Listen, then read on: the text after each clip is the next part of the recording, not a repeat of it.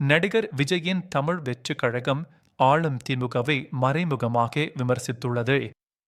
இது தமிழக அரசியல் களத்தில் பெரும் பரபரப்பை ஏற்படுத்தியுள்ளது. இந்த விமர்சனங்கள் வரவிருக்கும் 2026 சட்டமன்ற தேர்தலை முன்னிட்டு அரசியல் வட்டாரங்களில் பெரும் விவாதத்தை கிளப்பியுள்ளன. சமீபத்தில் நடந்த பொதுக்கூட்டங்களில் நடிகர் விஜய் திமுகவை மறைமுகமாக தாக்கி பேசியது ஆளும் கட்சிக்கு பெரும் அதிர்ச்சியை ஏற்படுத்தியுள்ளது. அவரது பேச்சுக்கள் திமுகவின் செயல்பாடுகள் மற்றும் கொள்கைகள் மீது கேள்விகளை எழுப்பியுள்ளன. விஜயின் தமிழ் வெற்றிக் கழகம் இளைஞர்கள், நடுநிலை வாக்காளர்கள் மற்றும் சமூகத்தின் பல்வேறு தரப்பினரை ஈர்க்கும் வகையில் மதச்சார்பற்ற சமூக நீதி என்ற கொள்கையை முன்னிறுத்தி வருகிறது. இது தமிழ்நாட்டின் பாரம்பரிய அரசியல் கட்சிகளுக்கு ஒரு புதிய சவாலாக அமைந்துள்ளது. அவர்களின் பேரணிகள் தமிழகம் முழுவதும் பெரும் வரவேற்பை பெற்று வருவதால் ஆளும் திமுக சற்று கலக்கமடைந்துள்ளதாக அரசியல் வட்டாரங்கள் தெரிவிக்கின்றன. இந்த பேரணிகளில் திரளும் மக்கள் கூட்டம் தமிழ் வெற்றிக் கழகத்தின் வளர்ந்து வரும் செல்வாக்கிற்கு ஒரு சான்றாக உள்ளது.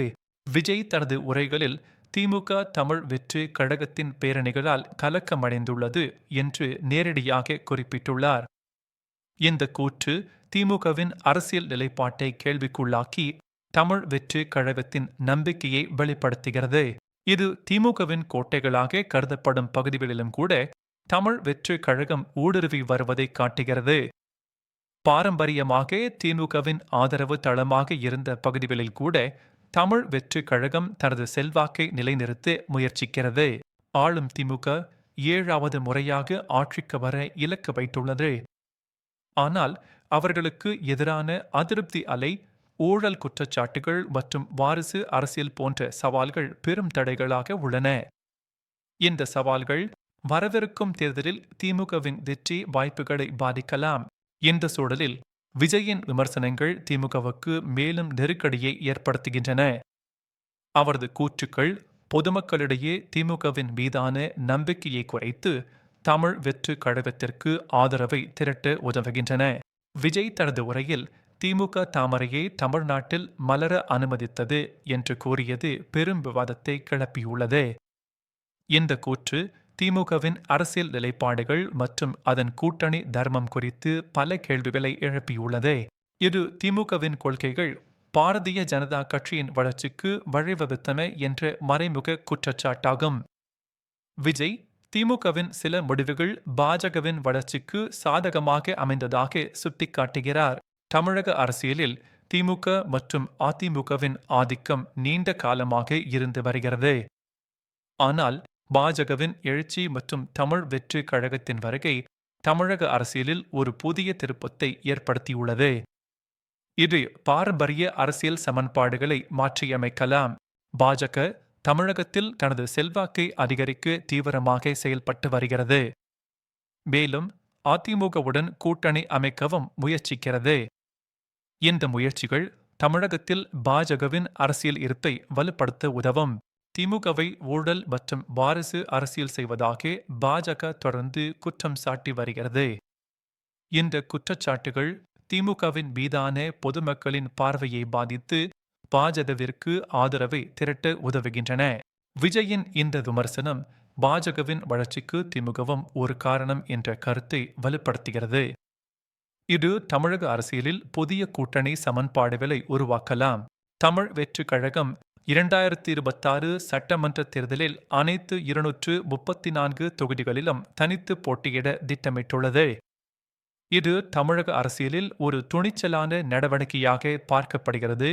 ஏனெனில் இது பாரம்பரிய கூட்டணி அரசியலுக்கு ஒரு மாற்றாக அமையும். அவர்கள் பாஜகவை ஒரு சித்தாந்த எதிரியாகவும் திமுகவை ஒரு அரசியல் போட்டியாளராகவும் கருதுகின்றனர். இந்த நிலைப்பாடு தமிழ் வெற்றிக் கழகத்தின் தனித்துவமான அரசியல் அடையாளத்தை வெளிப்படுத்துகிறது. தமிழ் வெற்றிக் கழகத்தின் எழுச்சி திமுக அதிமுகவின் பாரம்பரிய ஆதிக்கத்திற்கு ஒரு சவாலாக பார்க்கப்படுகிறது. இது தமிழக அரசியலில் ஒரு புதிய சக்தியின் வருகையை குறிக்கிறது. இது நீண்ட காலமாக நிலவி வந்த இருமுனை அரசியலை மாற்றியமைக்கலாம். இது ஆளும் கட்சிக்கு எதிரான வாக்குகளை பிரிக்கும் வாய்ப்புள்ளது. தமிழ் வெற்றிக் கழகம் அதிருப்தி அடைந்த வாக்காளர்களின் வாக்குகளை ஈர்த்து திமுகவின் வெற்றி வாய்ப்புகளை பாதிக்கலாம். கருத்து கணிப்புகள் தமிழ் வெற்றி கழகத்திற்கு கணிசமான ஆதரவு இருப்பதை காட்டுகின்றன. குறிப்பாக இளைஞர்கள் மற்றும் பெண்களிடையே அதன் செல்வாக்கு அதிகரித்து வருகிறது. இது தமிழ் வெற்றி கழகத்தின் எதிர்கால அரசியல் வளர்ச்சிக்கு ஒரு நல்ல அறிகுறியாகும். ஆனால் இந்த பிரபலத்தை வாக்குகளாக மாற்றுவது ஒரு சவாலாகவே உள்ளது. தமிழ் வெற்றி கழகம் தனது ஆதரவு தளத்தை வாக்குச்சாவடிக்கு கொண்டு வந்து வெற்றியை உறுதி செய்ய வேண்டும். விஜயின் சமீபத்திய விமர்சனங்கள் திமுகவுடனான அவரது வளர்ந்து வரும் போட்டியை எடுத்துக் காட்டுகின்றன. இது தமிழக அரசியலில் ஒரு புதிய அரசியல் மோதலை உருவாக்கியுள்ளது. இது வரவிருக்கும் தேர்தல்களில் முக்கிய பங்கு வகிக்கும். திமுக தமிழ் வெற்றி கழகத்தின் பேரணிகளால் கலக்கமடைந்துள்ளது என்றும் பாஜகவின் வளர்ச்சிக்கு வழிவகுத்தது என்றும் அவர் குற்றம் சாட்டுகிறார். இந்த குற்றச்சாட்டுகள் திமுகவின் அரசியல் நிலைப்பாட்டை கேள்விக்குள்ளாக்கி தமிழ் வெற்றி கழகத்திற்கு ஆதரவை திரட்ட உதவுகின்றன. பாஜகவின் வாக்கு சதவீதம் மற்றும் தமிழகத்தில் அதன் தடத்தின் நிலையான அதிகரிப்பு அதை ஒரு முக்கிய சக்தியாக மாற்றியுள்ளது.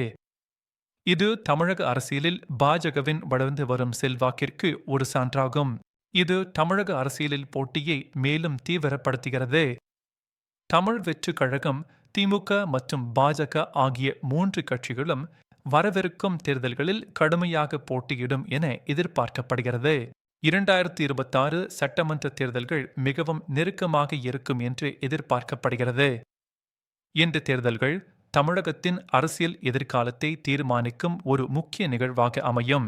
இது தமிழகத்தின் அரசியல் எதிர்காலத்தை வடிவமைக்கும். இந்த தேர்தல்கள் புதிய அரசியல் சக்திகளின் எழுச்சி மற்றும் பாரம்பரிய கட்சிகளின் சவால்களை வெளிப்படுத்தும். இந்த அரசியல் மாற்றங்கள் குறித்து உங்கள் கருத்து என்ன?